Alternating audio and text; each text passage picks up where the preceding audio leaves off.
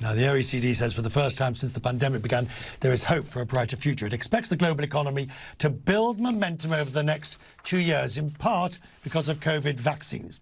The OECD is lifting its economic forecast, and it is also preparing for a new era of its own. 10 candidates are hoping to become the next Secretary General.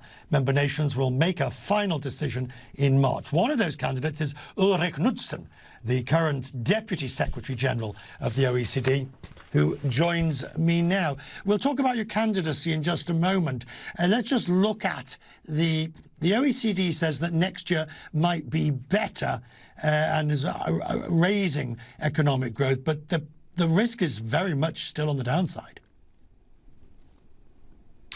Yes, of course, this is optimism against the background of a severe crisis, maybe the worst recession we've had in a century, the worst health crisis we've had in a century.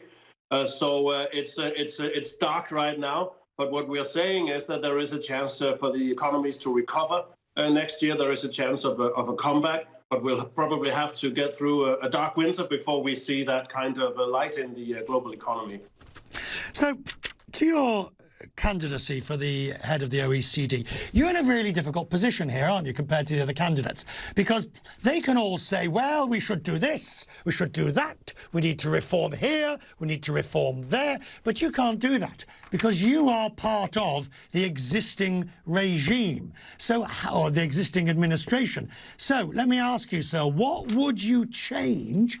And that begs from Angel Gurria's time, and why didn't you do it before? I think Angel Gurria has done a tremendous job putting the OECD on the global map these past 14, 15 years. But with every change in leadership, there is also a change of style, a change of experience, a change of personality. And of course, we all know that it's different being number two and being number one.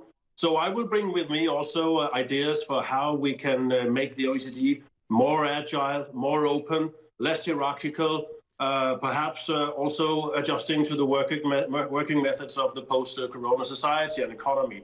I think that's only natural. I've never left a position without being proud of my achievements, but it hasn't stopped me from encouraging my successor to go and find his or her own reforms in that organization. So I think that's only natural progression.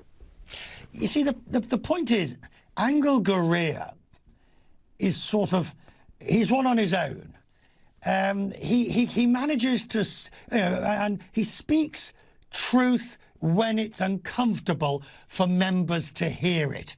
Can you do that? No, I think that's absolutely essential. We are an organization that is based on data, on evidence, on objective analysis. And sometimes the analysis and the data speaks a truth that's not welcome everywhere. This is something you have to negotiate, you have to navigate, but the very credibility of the OECD, and that really is our most important currency, that rests on our evidence-based analysis on the data that we provide. So that is a must for any future Secretary General to be able to speak the truth, not least in these times marked by fake news and by echo chambers and so on. So no, I'm proud to be working for an organization that has the fundamental. Good to see you, sir. If you make it to the next round through the cutoff, we'll talk to you then. I appreciate your time tonight.